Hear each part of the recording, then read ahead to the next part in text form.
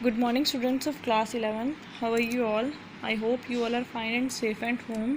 Students, हमने जो है इससे पहले आपको चैप्टर नंबर 8 कराया था, कंपनी ऑर्गेनाइजेशन.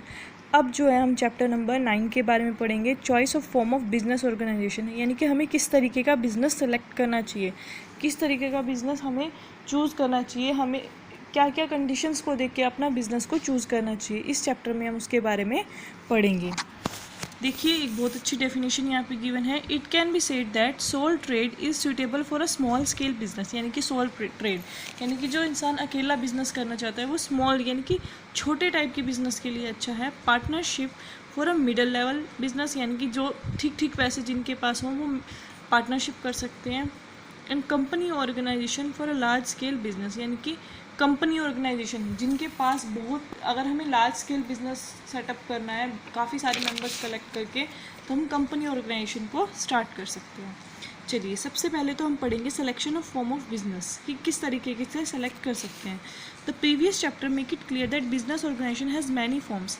बिजनेस ऑर्गेनाइजेशन पहले के चैप्टर्स में सभी को पता चल गया. एक तो सोल ट्रेड बिजनेस होता है, एक पार्टनरशिप होता है, एक जॉइंट हिंदू फैमिली बिजनेस होता है.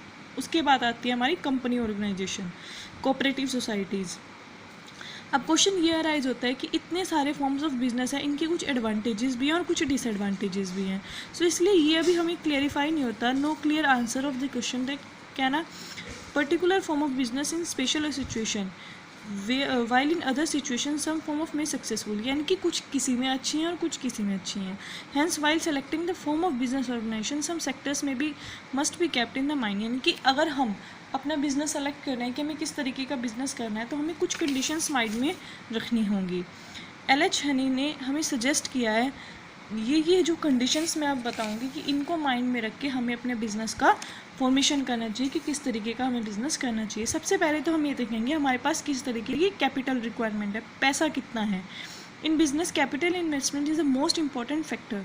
The capital required depends on the size and nature of the business. यानी कि जो कैपिटल रिक्वायरमेंट है वो हमारे नेचर और टाइप ऑफ बिजनेस, यानी कि किस तरीके का हम बिज़नेस, अगर हम एक गारमेंट स्टैब्लिश कर रहे हैं, एक शॉप करनी है, तो ओबियसली हमें उसके अकॉर्डिंग अमाउंट चाहिए. अगर हम ओपन एक मॉल टाइप बना रहे हैं, एक शोरूम टाइप बना रहे हैं, तो हमें उसके अकॉर्डिंग अमाउंट चाहिए होगी.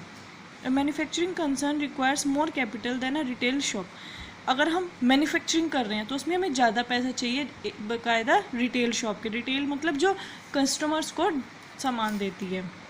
After having estimating the capital requirement की एस्टिमेशन के बाद हमें ये सिलेक्ट करना चाहिए कि हमारा बिज़नेस कौन सा हमें चूज़ करना चाहिए. अगर हमारे पास ज़्यादा कैपिटल रिक्वायर्ड नहीं है तो हमें या तो सोल प्रोप्राइटरशिप बिज़नेस करना चाहिए या फिर सिर्फ पार्टनरशिप करनी चाहिए. अब liability of owner. Generally those form of business have the minimum risk appear good to the owners. यानी कि जनरली उन बिज़नेस में ज़्यादा रिस्क रहता है जहाँ जो है अमाउंट एप्लीकेबल होती है ओनर के बेस पे. यानी कि the liability of the owner, यानी कि जहाँ ओनर का पैसा ज़्यादा लगा होता है, जैसे कि सोल प्रोप्राइटरशिप बिजनेस, पार्टनरशिप, इनकी लाइबिलिटी क्या होती है, अनलिमिटेड होती है. सोल प्रोप्राइटरशिप में इंसान कितना भी पैसा लगा सकता है, लिमिटेड नहीं होती. ऐसे ही पार्टनरशिप होती है.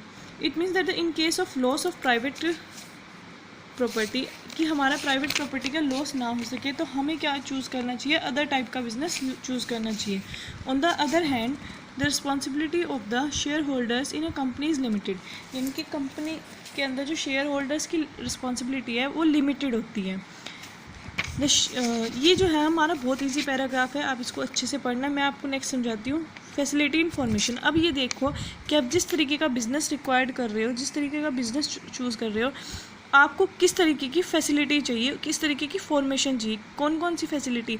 अगर आप सोल प्रोप्राइटरशिप चल रहे हो तो ओबियसली फुल डे देना पड़ेगा. एक्सपर्ट्स, आपको उस बिज़नेस के बारे में नॉलेज होनी चाहिए. अगर आप पार्टनरशिप कर रहे हो तो भी आपको वन हैंड तो नॉलेज होनी ही चाहिए. ठीक है. नेक्स्ट है कंटिन्यूटी एंड स्टेबिलिटी. कंटिन्यूटी ये नहीं कि आज हमने कोई बिज़नेस खोल दिया कल बंद कर दें, ऐसा नहीं होना चाहिए. इसमें क्या होनी चाहिए, कंटिन्यूटी होनी चाहिए. इससे हमारी मार्केट वैल्यू बनी रहती है. नेक्स्ट पॉइंट मैं आपको कल रीड आउट कराऊंगी बाकी के. अभी आप ये पॉइंट 5 तक ही अच्छे से रीड आउट करना. Okay students, thank you.